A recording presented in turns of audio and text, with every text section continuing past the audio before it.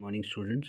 So today the topic which we are going to cover is forfeiture in case of oversubscription and pro rata allotment. तो बेटा यहाँ पे आपने ये देखना है कि हमारे पास अब जो है जो शेयर्स है वो हम फोरफीट भी कर रहे हैं। किस केस में? ओवर सब्सक्रिप्शन के केस में, मतलब कि शेयर्स हमने मंगाए कम हैं लेकिन हमारे पास आ ज़्यादा गए हैं और उनको हम प्रोरेट भी कर रहे हैं। तो ये तीनों केसेस एक साथ आ रहे हैं, फोरफीचर भी, ओवर सब्सक्रिप्शन भी और प्रो राटा भी। तो इसको हम अंडरस्टैंड कर लेते हैं क्वेश्चन से।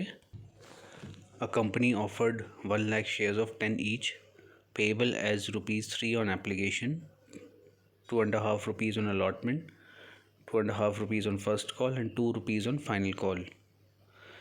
The public applied for 1,52,000। तो बेटा हम लोगों ने ऑफ़र कितना किया था? 1 lakh shares.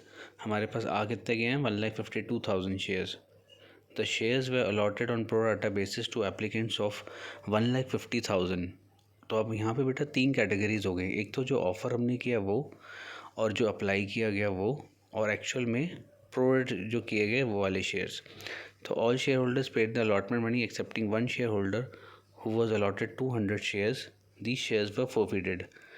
The first call was made thereafter. The forfeited shares were reissued at 9 per share, 8 paid up. तो बेटा स्टेप बाय स्टेप चलते हैं। सबसे पहले आप देखो, इसमें जो है हम लोग को जर्नल एंट्रीज पास करनी है। जो लास्ट लाइन में लिखा हुआ पास नेसेसरी जर्नल एंट्रीज, तो यहाँ अंडरस्टैंड कर लेते हैं कि जो जर्नल एंट्रीज़ हैं वो फर्स्ट एंट्री है बेटा हमारी बैंक टू शेयर एप्लीकेशन। तो यहाँ पे हम लोग को कितने शेयर्स रिसीव हुए हैं? 1,52,000 shares at the rate of ₹3 each. तो अमाउंट कितना रिसीव हुआ? 4,56,000। नेक्स्ट है बेटा share application to share capital to share allotment to bank. अब यहाँ पे क्या हो रहा है कि ये जो एक्सेस अमाउंट है, देखो हमारे पास शेयर्स आए हैं 1,52,000 और हम लोगों ने प्रो राटा बेसिस पे कितने दिए हैं? 1,50,000। तो स्ट्रेट अवे 2,000 तो हम लोगों ने रिफ़ंड कर दिया है। तो रिफ़ंड करने के लिए हम लोग क्या करेंगे? शेयर एप्लीकेशन टू बैंक देख रहे हो आप, 2,000 शेयर्स इंटू ₹3 ईच, मतलब 6,000 रुपीज़ हम लोगों ने बैंक से उसको रिफ़ंड कर दिया है यहाँ पर। तो अल्टीमेटली अब हमने क्या करना है? जो रिमेनिंग अमाउंट है वो एडजस्ट करना है। तो वो देख लेते हैं। तो बेटा जो नेक्स्ट पार्ट है वो देखिए, to share capital. Share capital बेटा हम लोगों ने 1 लाख शेयर्स के हिसाब से मंगाए थे, तो 1 लाख इंटू 3 लाख रुपीज़। और जो रिमेनिंग अमाउंट बचा, यानी कि 50,000 शेयर्स जो बचे, वो हमने शेयर अलॉटमेंट में एडजस्ट कर दिया। यानी 50,000 इंटू 3 एप्लीकेशन मनी कितना एडजस्ट कर दिया? 1,50,000।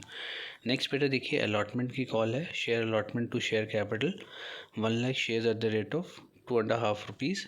तो ये कितना हो गया? 2,50,000। अब यहाँ पे बेटा आपको एक चीज़ अंडरस्टैंड करनी है कि हम लोगों ने अलॉटमेंट में जो हम लोगों ने जो कॉल किया मनी वो कितना है? 2,50,000 का। इसके ऊपर वाली एंट्री में, बैंक वाली एंट्री में अब हम क्या करेंगे कि जो ऑलरेडी जो अमाउंट हम लोगों ने यहाँ पे एडजस्ट कर दिया था एप्लीकेशन में, एक तो वो अमाउंट 1,50,000 हम 250 में से माइनस कर देंगे, तो which comes to 1 lakh as balance, क्योंकि इतना अमाउंट हमें पहले मिल चुका है। और जो एक शेयर होल्डर था जिसने जो है 100 शेयर्स के पैसे नहीं दिए हमें अलॉटमेंट पे, वो अमाउंट भी हम लोग यहाँ पे एडजस्ट करेंगे। लेकिन उसको कितना अमाउंट एडजस्ट करेंगे ये हमें अंडरस्टैंड करना होगा, क्योंकि उसको अप्लाई जो किया गया वो कुछ है और अलॉट किया गया वो शेयर्स, नंबर ऑफ़ शेयर्स दूसरे हैं। तो कितना अमाउंट हम लोग यहाँ पे एडजस्ट करेंगे वो कैलकुलेशन हम समझ लेते हैं। तो बेटा यहाँ पे जो कैलकुलेशन आप देख रहे हो, एक्सेस अमाउंट कितना रिसीव हुआ है, तो 200 शेयर्स वो उसको हमने अलॉट करे हैं, लेकिन उसने अप्लाई कितना करा है वो अब हमें समझना है। अगर 200 शेयर्स उसको अलॉट किए गए हैं तो उसका अप्लाइड नंबर ऑफ़ शेयर्स कितना हो गया? 1,50,000 अपॉन 1 लाख इंटू 200, यानी कि टोटल अप्लाइड और अपॉन में total allotted into number of allotted shares will give you what? यहाँ पे आपको दे देगा total applied number of shares by that share holder. मतलब टोटल अप्लाइड कितने हैं? 1,50,000 और टोटल अलॉटेड है 1 लाख शेयर्स, और उसके जो अलॉटेड नंबर ऑफ़ शेयर्स, यहाँ पे आपको अप्लाइड नंबर ऑफ़ शेयर्स देगा 300। तो बेटा 300 में से 200 शेयर्स तो हम लोगों ने उसको अलॉट कर दिए थे, तो रिमेनिंग 100 शेयर्स बचे जिसको हम लोग मल्टीप्लाई करेंगे 3 से। तो ये 300 रुपीज़ का जो अमाउंट है, ये अमाउंट जो है हमारे पास उसका एक्सेस में पड़ा हुआ है। लेकिन उसने हमें क्योंकि अलॉटमेंट मनी पे नहीं किया है 200 शेयर्स पर, जो कि कितने की है अलॉटमेंट? 2.50 रुपीज़। तो उसके 500 शेयर्स उसने 500 रुपीज़ उसने हमें नहीं दिए थे। लेकिन क्योंकि वो 300 रुपीज़ ऑलरेडी हमें पे ऑफ कर चुका था, तो जो बैलेंस कितना बचा हमारे पास, जो उसने अनपेड रह गया उसका 200 रुपीज़ का। फिर से समझ लेते हैं। देखो 300 शेयर जो है उसने अप्लाई करे थे, हमने उसको अलॉट किए 200 शेयर्स प्रोराटा बेसिस पे। तो 100 शेयर्स के पैसे जो एप्लीकेशन के हैं वो हमारे पास एक्सेस में उसके पड़े हुए थे।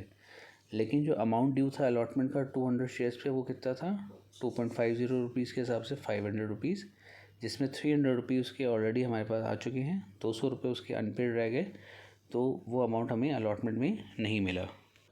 तो यहाँ पे बेटा कैलकुलेशन देखो, 2,50,000 उसके अलॉटमेंट में थे अमाउंट, 1 लाख रुपीज़ उसके ऑलरेडी हमारे पास आ चुके हैं, तो मैं यहाँ पे 1 लाख रुपीज़ जो है माइनस कर देता हूँ। तो कितना बचा 1,50,000 रुपीज़, और उसमें से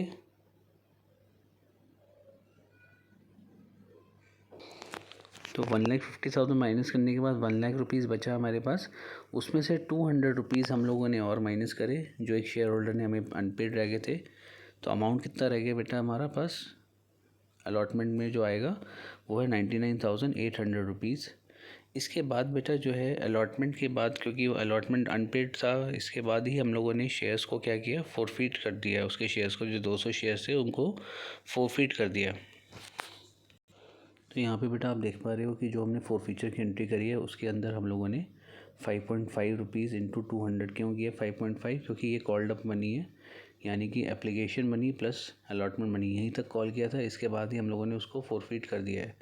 तो 1100 रुपीज़ हमारा टोटल अमाउंट बना, जिसमें अलॉटमेंट मनी जो अनपेड अमाउंट था वो कितना रुपये था 200 रुपीज़, जो हम लोगों ने कैलकुलेट किया था। 200 रुपीज़ अनपेड था उसका, और फोरफीचर जो उसका पैसा हमारे पास आ चुका है वो कितना हो गया 900 रुपीज़, क्योंकि उसने एक्चुअल में जो अप्लाई किया था वो 300 शेयर्स किया था, जिसके बेसिस पे उसने 3 रुपीज़ प्रोवाइड करे थे हमें। तो ये टोटल 900 रुपीज़ उसके जो है हमारे पास आ चुके हैं। तो जो अमाउंट हमारे पास शेयर होल्डर का पड़ा होता है हम उसी को ही फोरफीट कर सकते हैं।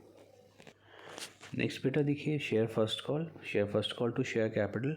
अब यहाँ पे जो है आपको थोड़ा सा ये डाउट आ सकता है कि ये 99,800 शेयर्स कैसे हो गए। तो यहाँ पे बेटा आपको ये अंडरस्टैंड करना होगा कि 1 लाख शेयर्स में से 200 शेयर्स हमने ऑलरेडी फोरफीट कर दिए, तो हमारे पास बैलेंस कितना रह गया 99,800। तो जिसके बेसिस पे जो हमारे पास शेयर कैपिटल का जो अमाउंट है वो फर्स्ट कॉल के हिसाब से कितना आएगा 2,49,500, यानी 2 रुपीज़ 50 पैसे की जो कॉल है फर्स्ट कॉल, उस पर हम किससे मल्टीप्लाई करेंगे 99,800 से। क्यों? क्योंकि 1 लाख में से 200 शेयर्स हमने फोरफीट कर दिए, वो कैंसिल हो जाएंगे। तो हमारे पास बचे कितने 99,800 शेयर्स।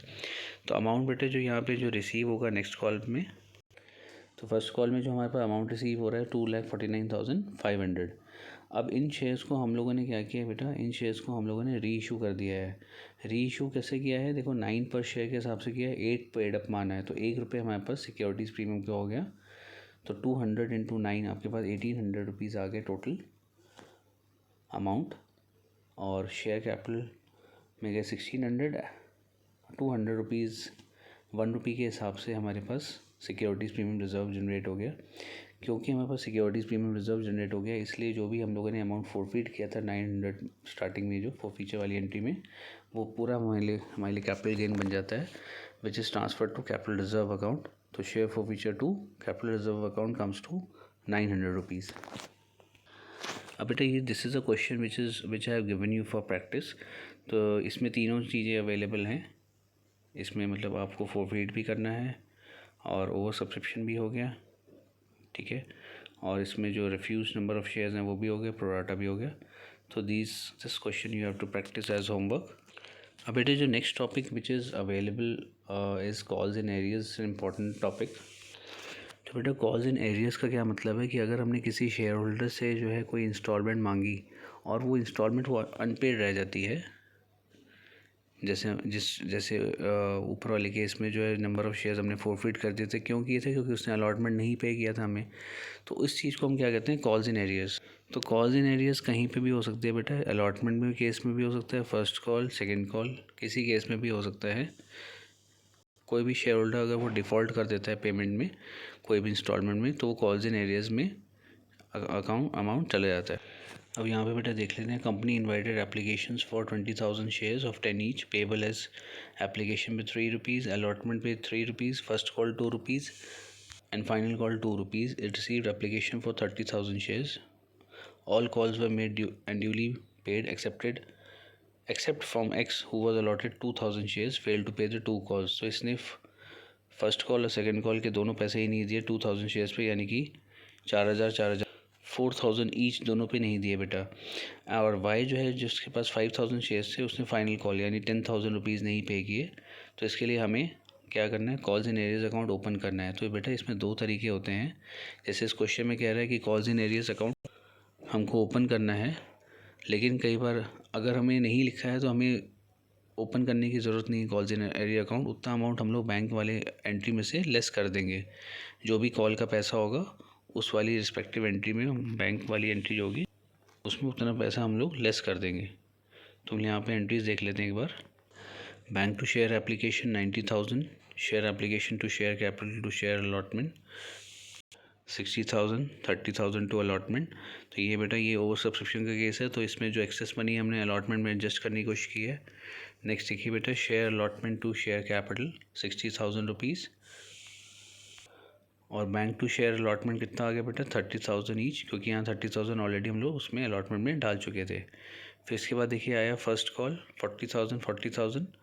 अब यहाँ पे जो है जो शेयर होल्डर ने पैसे नहीं दिए हैं हमें, वो हम लोग यहाँ पे डाल रहे हैं bank account debit calls in arrears to share first call. तो ये बैंक वाली एंट्री में कॉल्स इन एरियज अकाउंट खुलता है, हमेशा ध्यान रखेंगे। ये जब भी हम कॉल कर रहे हैं, पैसा जब मांग रहे हैं हम लोग, जो ड्यू वाली एंट्री है जिससे पहले वाली एंट्री थी share first call to share capital, इसमें कभी भी आप कॉल्स इन एरियज अकाउंट नहीं खोलेंगे। आप हमेशा बैंक वाली एंट्री में कॉल्स इन एरियज अकाउंट खोलते हैं। तो यहाँ पे बेटा देखो, कॉल्स इन एरियज अकाउंट हम लोगों ने डेबिट कर दिया है। इसके बाद हम लोगों ने शेयर सेकंड कॉल ड्यू करी है 40,000 रुपीज़ की, लेकिन इसमें जो है देखो दो शेयर होल्डर्स ने डिफ़ॉल्ट किया, एक्स और वाई दोनों ने डिफ़ॉल्ट कर दिया। एक्स के 4,000 रुपीज़ ड्यू थे जो उससे अनपेड थे, और वाई के जो है 10,000 रुपीज़ अनपेड रह गए। तो दोनों के अमाउंट जोड़ करके हम लोगों ने कॉल्स इन एरियज अकाउंट में डेबिट कर दिए हैं, विच कम्स टू 14,000। उसी तरीके से बेटा कॉल्स इन एडवांस अकाउंट भी हम लोग खोल सकते हैं। अगर क्वेश्चन में कह रहे हैं तो कॉल्स इन एडवांस मतलब कि अलॉटमेंट, फॉर एग्जांपल अलॉटमेंट के साथ फर्स्ट कॉल का पैसा हम शेयर होल्डर अगर दे दे, या फर्स्ट कॉल के साथ सेकंड कॉल का पैसा दे देता है, तो that will be considered as call in advance. तो ये भी एंट्री जो है बैंक की एंट्री के साथ ही शो की जाती है। तो इसका एग्जांपल देख लेते हैं। The money receive by the company more than what has been called up is known as calls in advance. A company may, if authorized by its articles, accept calls in advance from its shareholders. If such an amount which has not been called is received, such amount is to be credited to a separate account known as calls in advance account. But this amount which is not called should not be credited to capital account. तो example बेटा देख लेते हैं। यहाँ पे Bharat limited with the nominal capital registered कितना है 5 lakh rupees in shares of 100 each, 3,000 of which were issued for subscription, payable as 12.5 on application, 12.5 on allotment, and rupees 25 3 months after the allotment, and balance to be called as and when required.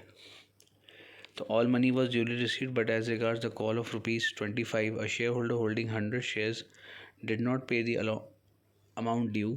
Another shareholder who was allotted 150 shares paid the entire amount of the shares. तो दो अलग अलग share holders हैं बेटा यहाँ पे। एक default कर रहा है पैसे देने में, पैसे पूरा नहीं दे रहा है जो अमाउंट ड्यू है, और दूसरा शेयर होल्डर जो है वो उसने पूरे ही पैसे दे दिए, एडवांस में ही दे दिए उसने। तो इसकी जनरल एंट्रीज देख लेते हैं एक बारी। Bank to share application account बेटा देखो 3,000 shares at the rate of 12.5 each. तो यहाँ पे अमाउंट कितना आ रहा है बेटा 37,500 रुपीज़। नेक्स्ट देखिए share application to share capital 37,500। Share allotment to share capital, ये अमाउंट हमने ड्यू किया है बेटा शेयर अलॉटमेंट में, और ये अमाउंट भी हमें रिसीव हो गया है। लेकिन फ़र्स्ट कॉल में अब आप देखोगे शेयर फर्स्ट कॉल में क्या हो रहा है। जैसे हमने अमाउंट ड्यू किया 75,000 का, नेक्स्ट जो एंट्री है बैंक वाली उसमें कॉल्स इन एरियर, एक शेयर होल्डर ने जिसने डिफ़ॉल्ट किया था, ठीक है, उसका अमाउंट हमने डेबिट कर दिया है, और दूसरे शेयर होल्डर ने जिसने हमें एडवांस में पेमेंट कर दिया था उसका अमाउंट हम लोगों ने यहाँ पे क्रेडिट कर दिया है। तो ये क्या हो गया, कॉल्स इन एडवांस अकाउंट चला गया यहाँ पे 7500 रुपीज़। तो बेटा मैंने कुछ questions along with the answers आपके लिए यहाँ पे नोट किए हैं। तो अब आप जो है इन क्वेश्चंस को एक बार, ये ऑलरेडी जो कंसेप्ट आप लोग कर चुके हैं, इन क्वेश्चंस को एक बार आप अपने आप से ट्राई करें और साइमल्टेनियसली जो इसके साथ साथ आंसर्स भी गिवन है, तो आप एक बार पहले अपने आप से ट्राई करके फिर आंसर्स को अगर रेफ़र करना की ज़रूरत पड़े आपको तो आंसर रेफ़र करिए, और अगर नहीं आता है तो आप डाउट पूछ सकते हैं, जैसे as you are asking your doubts simultaneously. जैसे आपको डाउट आता है तो पहले आप इस क्वेश्चन को अपने आप से अटैम्प्ट करेंगे कंसेप्ट वाइज, और उसके बाद answer you can refer the answers. एक बेटा एक इम्पॉर्टेंट एस्पेक्ट है जैसे disclosure of share capital in balance sheet. तो मैंने आप लोग को different types of capitals we have discussed in the earlier lectures. तो उसमें हम लोगों को authorise capital, issued capital, subscribe fully paid, not fully paid, सारी टाइप्स की कैपिटल में हम लोगों ने डिस्कस करी थी। तो उसको हमें अब बैलेंस शीट में कैसे प्रेजेंट करना है उस कैपिटल को, तो वो एक बार हम लोग यहाँ पे देख लेते हैं। तो अभी हम लोग का जो कंपनीज़ एक्ट चल रहा है, schedule as per schedule 3, that is companies act 2013। तो उसके अंदर सबसे पहली चीज़ आपको ध्यान में यह रखना है कि यहाँ पे जो फॉर्मा है, उसका जो फॉर्मेट है वो आपको समझना होगा बैलेंस शीट का। तो यहाँ पे देखिए क्या है, particulars, note number, figures at the end of the current reporting period, current year, previous year. अगर मतलब करंट ईयर मान लो अभी जैसे सपोज़ करो 2020 चल रहा है करंट ईयर, तो प्रीवियस ईयर उसका कौन सा होगा, 2019। तो अभी करंट ईयर चल रहा है 2021, तो उसका प्रीवियस ईयर क्या होगा, 2020। तो यहाँ पे बेटा आप लोग करंट ईयर लिखेंगे, करंट ईयर, और यहाँ पे जो है ये होगा प्रीवियस ईयर, ठीक है। और सबसे पहला जो हेड है बेटा वो है इक्विटी एंड लायबिलिटीज़, जिसके अंदर आ जाते हैं share holder funds, share capital. अब यहाँ पे बेटा जो शेयर कैपिटल हम लोग शो करते हैं वो आपने ध्यान रखना है। यहाँ पे बेटा हमारी सब्सक्राइब कैपिटल होती है हमेशा, जो paid up subscribe and fully paid, जो पैसा हमारे पास आ चुका है वो कैपिटल हम लोग यहाँ पे प्रेजेंट करते हैं। और इसके बाद बेटा देख सकते हो अब यहाँ पे नोट्स टू अकाउंट हैं। नोट्स टू अकाउंट में सबसे पहले जो अमाउंट हम लोगों ने शो किया ऑथराइज कैपिटल, ये बस अमाउंट यहाँ पे लिख के आपने छोड़ देना है। इशूड कैपिटल को भी यहाँ पे लिख के छोड़ देना है एज इट इज़, जैसे यहाँ पे ये मेंशनड है वैसे ही आपको यहाँ पे मेंशन करके जितना भी अमाउंट आ रहा है वो यहाँ पे अमाउंट के कॉलम में आप डालते जाओगे। Subscribed and fully paid up capital मतलब जो सब्सक्राइब किया पब्लिक ने, एक्चुअली जो सब्सक्राइब्ड है वो अमाउंट यहाँ दिखा देंगे। नॉट फुली पेड यहाँ पे आ जाएगा।